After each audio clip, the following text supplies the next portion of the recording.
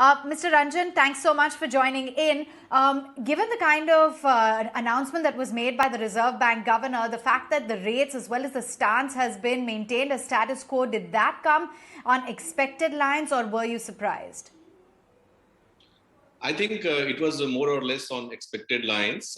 We had expected the normalization of the policy corridor, which RBI has already announced. But let me just tell you that after a very good growth supportive budget, the expectation from the policy, besides the normalization of the policy corridor, was to hear from the governor the stance on the inflation and what kind of comfort the RBI gives for the bond market. I think I take two statements very, very positively from what governor said. One is that in their assessment, still there is a time for providing the growth supportive policy and keeping the stance of the policy accommodative. And on top of that, the RBI's assessment is that given the inflation and growth dynamics, there is enough room for the policy to remain accommodative.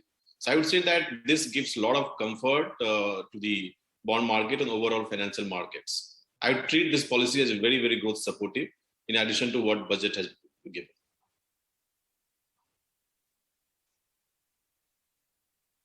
Ashutosh Khajuria, ED and CFO at Federal Bank as well, joins in on the discussion. Request you to stay on with us. But Mr. Ranjan, wanted to understand how you're looking at the overall environment now with credit offtake. We was just speaking with Mr. Khara a while ago of SBI, and he says that given the fact that there has been consistency in the budget as well as in the monetary policy, there are signs as well that credit offtake has already started showing a very strong growth trend. Would you agree?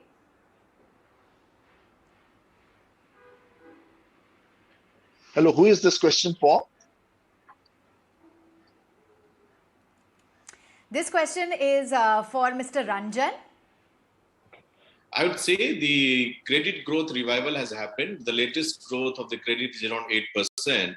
And most importantly, the gap between the credit growth and deposit growth over the last 6-7 months has narrowed down, and almost both the credit and deposit are growing at the same rate. We have seen good revival in credit growth since August of last year. And that has happened across the sectors, be it retail, agri, and MSME, and even the corporate sector demand. And we are very hopeful and very positive that getting into FY23, the credit growth will also, for us and for the system as a whole, will be in the double digit.